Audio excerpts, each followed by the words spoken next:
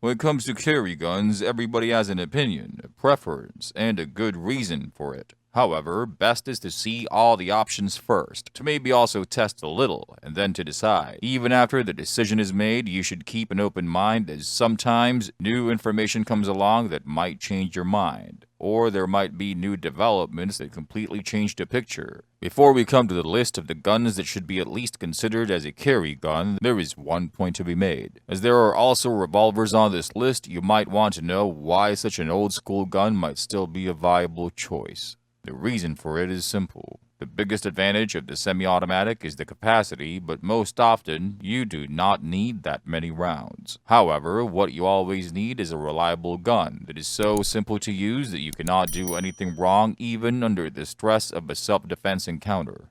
The revolver perfectly fits this bill. Nothing is simpler than pointing and shooting exactly what the revolver is made for.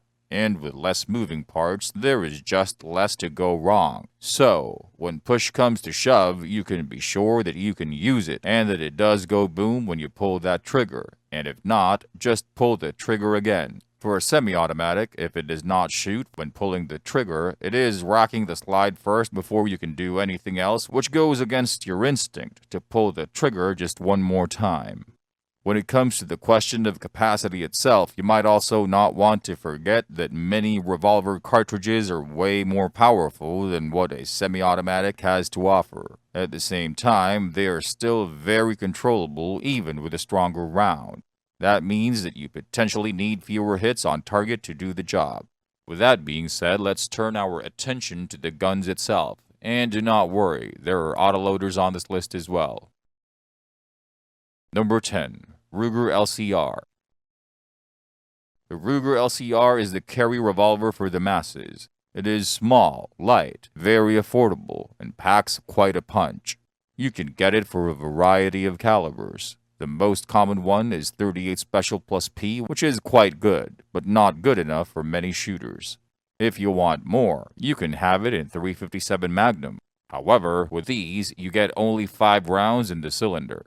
Go for the 327 Federal Magnum, and you get 6 rounds with enough punch that makes a 9mm pale in comparison.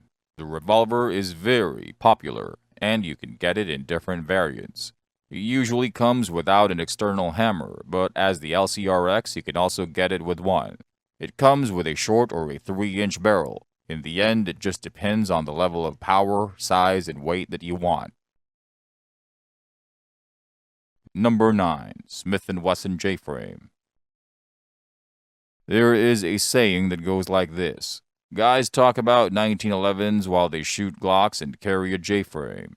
The 1911s are powerful pistols with a good reputation. Glocks are just the Wonder 9s with a high capacity, but the JFrame brings the 357 Magnum along. This cartridge was once considered so strong that only the insane would opt to shoot it. In fact, when measured in energy foot-pounds, it can easily double what your 9mm brings to the table. Sure, in a small revolver with its short barrel, even the 357 Magnum gives up some performance, but it is still far upwards of what a 9mm can ever hope to achieve.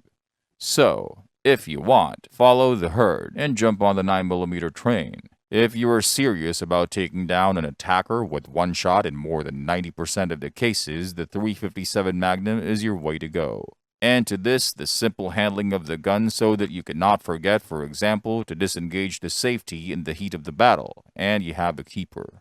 Being so small, it is also easy to conceal. It can be carried in a pocket holster. If it has to be, it can even be fired from the pocket. Sure, you might not have 15 rounds in the magazine and a reload with another 15 rounds, but when do you realistically think do you have to stop 10 to 30 attackers?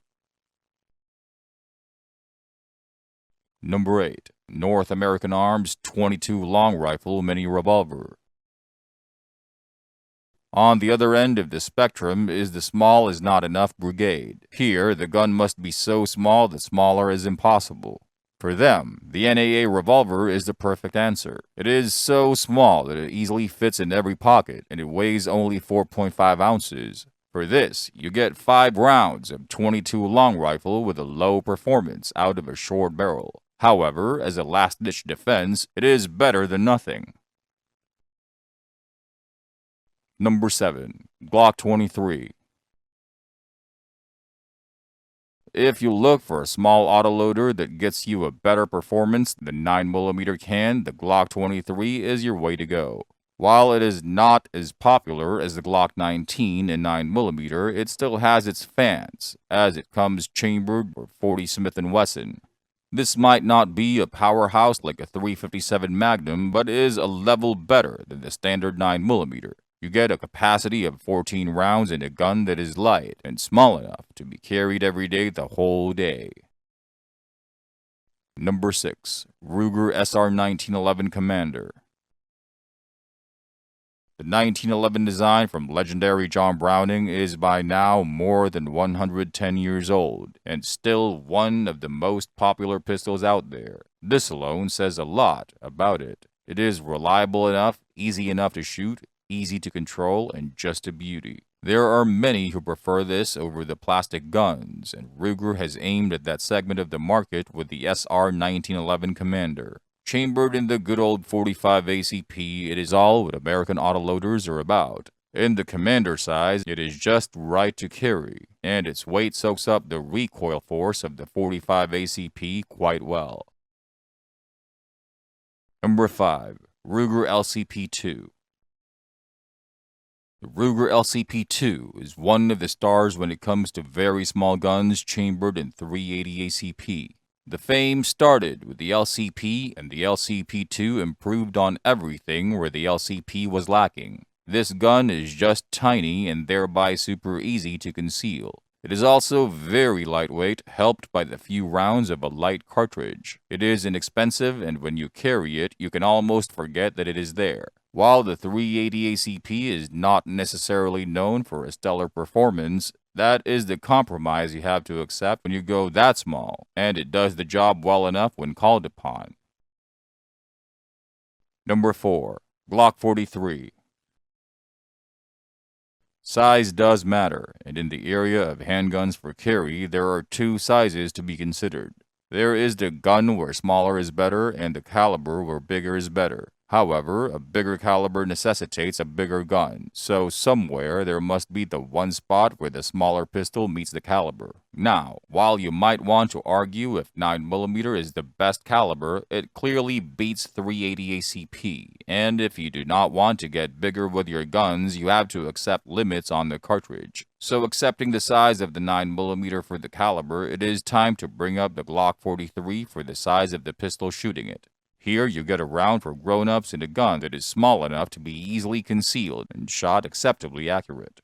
As a true Glock, it is so reliable that it borders being boring, while at the same time it is so simple to use that the absence of controls make it almost ugly. However, for a boring, ugly little gun, it shoots well, is easy to conceal and shoot, and will do the job whenever you have to rely on it. The only downside you have to accept is the capacity, which is just 6+1, but you might use extended magazine for the reload, getting you some more. Number 3. Charter Arms Bulldog. The Charter Arms Bulldog is the revolver you use when you want to go for something small as the gun but bigger than the old 38 Special for the cartridge. And this time, bigger actually refers to the size of the projectile, not its performance measured in foot-pounds. It comes chambered in 44 Special, which is in itself weaker than the 357 Magnum, but comes with a bullet that is bigger in its diameter. Also, the revolver itself is a little bit bigger, but there is the rule that bigger bullets make bigger holes for more effect. So, who believes in that and does not want to go the 44 Magnum route? Here is your choice of a snubby. Number 2. Smith & Wesson Model 629. If you do look for something that can even dwarf a 357 Magnum, not only in size but also in its level of power, the Model 629 might be exactly what you are looking for. It shoots 44 Magnum with all the punch it delivers on the target and all the pain it causes your wrist. This might be a number too much for many shooters, but there are always those who can and want to take this punishment in return for being able to dish it out really hard. Number 1. Smith & Wesson M&P Shield. The M&P Shield from Smith & Wesson single-handedly created a new class of handguns. It is the bridge for the gap between the micro-compact and the subcompact pistols. It can be summarized like this: lightweight, small, and easy to carry. With all this, it is also almost easy to shoot, as for example, a full-size pistol. You can also get it in cartridges that do some damage, not only 9mm, but also 40 Smith & Wesson or even 45 ACP. That gives you a lot of choices. There you have it, guys, some of the best you can get when it comes to carry guns.